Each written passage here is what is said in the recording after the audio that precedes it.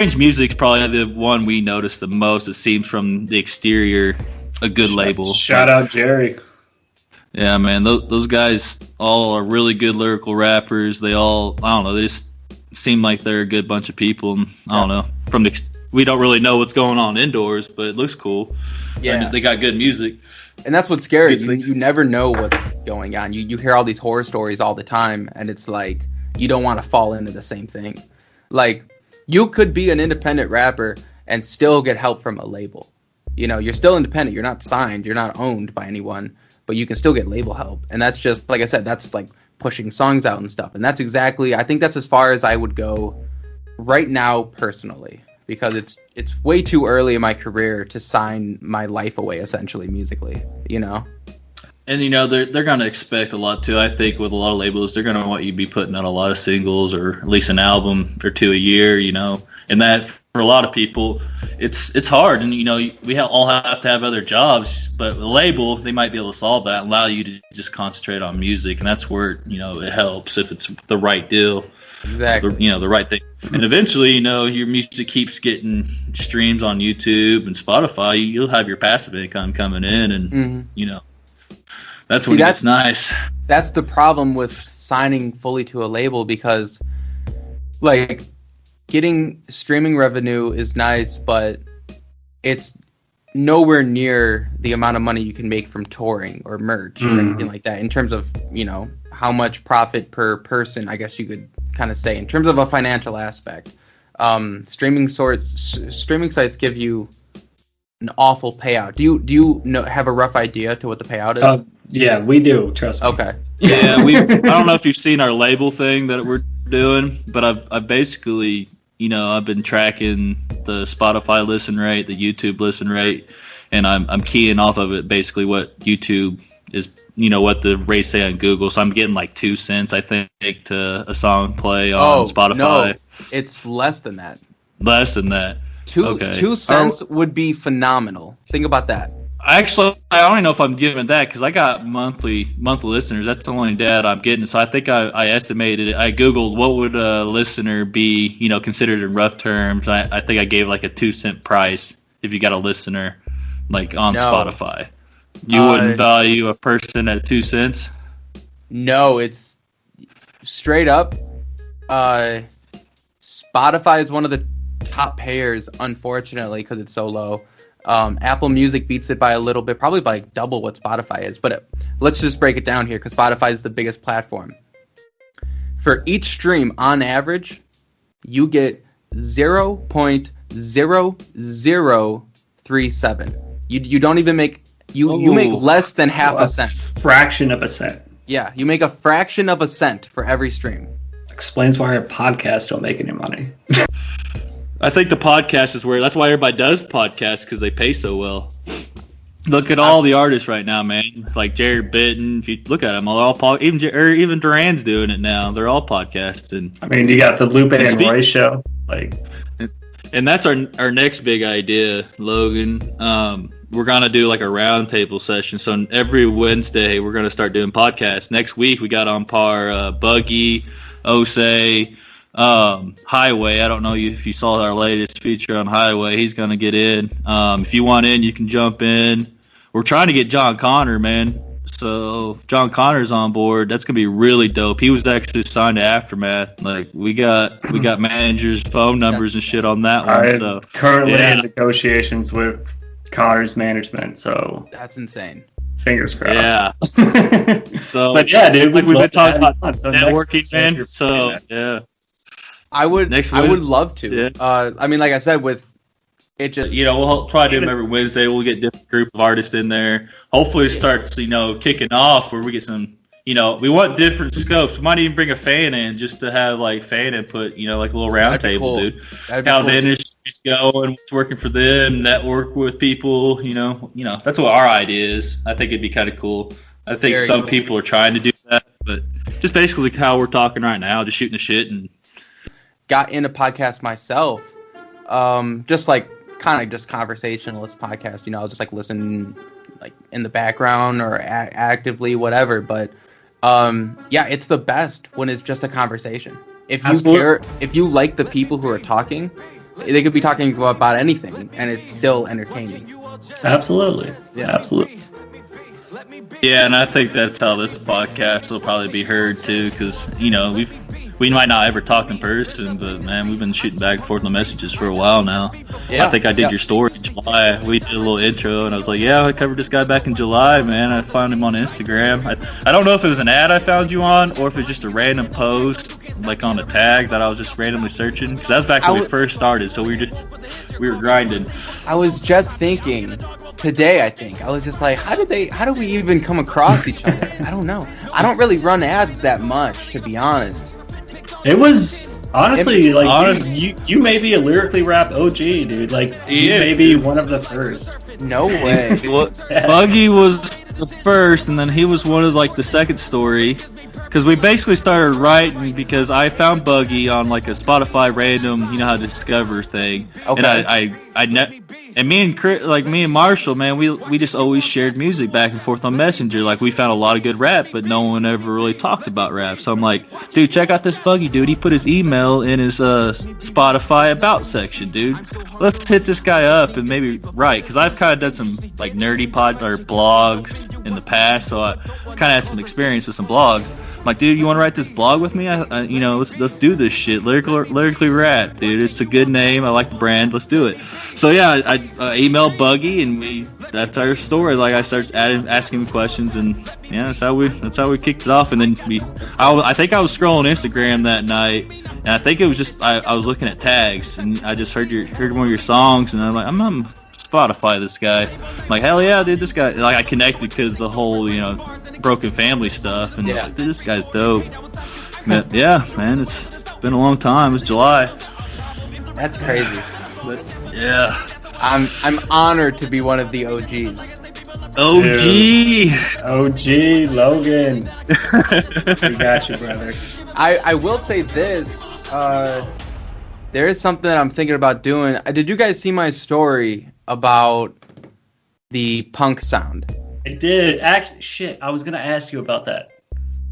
What did you think?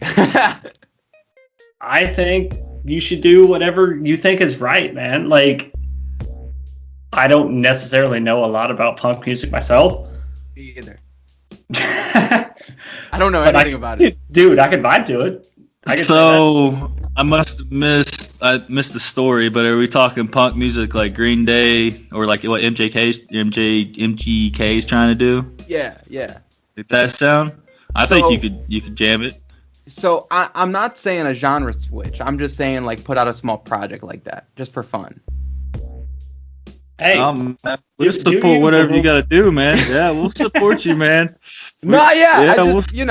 It's something new to me, and it's something that like who's gonna be your band though? Are you gonna like buy some beats? You gotta have like a real band. Pretty Loops? Yeah, bro. I gotta go to the internet for this one. I don't have a band. Well, actually, dude. I know a drummer. I know a couple guitarists, a bassist. Like, I could do a band if I really needed to. I could do a band, actually. Dude, get a band in the studio, make that shit work, and put that shit out, homie. That would actually. But you gotta grow your hair out, dye it blonde. Yeah, I'm not doing that though. Get like a blue guitar, man. Yeah. Paint my nails. Get your tats off.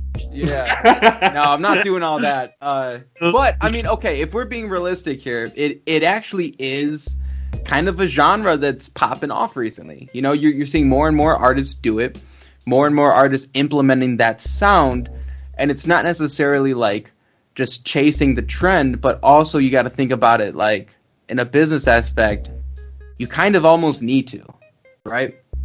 And if I can do it in one shape or form, I feel like I might as well try at least a project that I can push out certain songs. Because I mean, think about it like this: I could make these songs and have this like little project full of these like punk songs, and then I can push them out to like punk playlists, right? So it's a completely different genre, reaching a completely different market of people that come to me and they're like, oh shit, his music completely different. I still like these 5 punk songs, but you know what? I actually like these songs that are rap too. And then you're branching out, and those punk fans tell other friends. You know what I mean? Like a market I would have never hit otherwise. So I feel like that. So is this purely a business decision, or is this something that you've been thinking about for a while? It's something that I've been thinking about for like. I mean, I've always been interested in singing, just in general. I've always, I've liked singers. I like John Bellion. He's like a big thing. Louis Capaldi. When I found him out, I was like just loving his shit. Dominic Fike. I don't know if you know him, but he's awesome. But anyways, I started listening to like their songs, and I'm like singing along, and I'm like, bro, it'd be so awesome if I could do that. And then I started like I took singing lessons. I literally took like a year of singing lessons, and I just got so heavily invested in trying to sing well, and I feel like I've gotten better than I was, and punk is just one of those genres that fits my voice well, because it's like a raspier, aggressive kind of tone a lot of times. So I feel like going that route would be the most natural change, and it just is even better that it's becoming more popular. So really the business side of it is just thank God it's going that direction, because then I could actually make a business strategy off of it. But besides that, I probably would have just went anyways, just to try it for fun. Because why not? You're spicing it up. You're reaching new people. You have to be versatile, homie. Exactly. I mean, if a rapper can sing, you've already doubled like the so-called talent that people can find in you. Yes, sir. So I don't know. I just think I think every rapper should do something more than just rap. Whether that's being a rapper and a producer, or whether that's being a rapper and a singer, a rapper and a something. If you're just someone who just raps, I feel like you're gonna get left in the dust with how far everybody else is trying to do everything as well. That is fucking dope, dude. Corey, this dude and Buggy share the same fucking vision. I got to talk to this guy. You got to. Well, man. I wasn't gonna say Buggy's name again because we've already thrown it out there so many times. But yeah. Well, Buggy's trying to go R&B right now, so he's singing. His new album. Every song he's got singing and rapping in it. He's trying to go the R&B route, and he's got that vibe. And then your message, man, it already fits with that punk crowd. So I think you'll fit directly right in there, dude. Like as long as you eventually find a band to back you and go perform, because Chicago scene, even down here in Bloomington where we're at, your punk scene would probably do better than. I'll come down here and do a show. That would be dope. Well, we're gonna get if we really do take it seriously about getting a show, then he's definitely gonna be down here. 100%. Yeah, he'll be here. But we'll get you in touch with Buggy, even on one of these like round tables, man. He'll jump in on one. Yeah, he'll be there. Dude, he's the coolest dude. We gotta get you on this round table, though, bro. I'm down. It's just, I know you can't do next Wednesday. It's cool. We're gonna be doing it, bro. We're gonna be doing it. Like whenever our schedules fit. Yeah. We got you, bro. We'll send out like a pre-brief about all the artists, like a picture, a little summary, where they're from, what they do, kind of their sound, so and everybody honestly, at the round table kind of knows the discussion. Is about y'all. That's what I think. At least I hope me and Hoosier are on the same page about this. But like this round table is about y'all. This whole thing ain't about us. Okay. I hope we've gotten this message clear. Like this is about trying to promote what we think hip hop should be. Definitely. Or, in general, music should be. Definitely. And I appreciate that just as an artist, but also I'm just one of those guys that also like to get to know like you guys, so like, we appreciate that as well. yeah. I mean, because I also think it helps. Not only, I mean, this isn't the motive at all, but I think it also just helps the interview go better. When we can bounce off of each other, we know each other. Mutually beneficial. More. Exactly. So, yeah. Plus, I always have this like thing about talking about myself too much or too long. I feel like nobody cares, and then nobody wants to hear what I'm saying, and I just feel like, okay, well, I should just shut up now. Like that's how I feel all the time. So never, bro. Okay, Or you could just be like me, just ramble on for a little bit, and people are like, who the hell is this guy?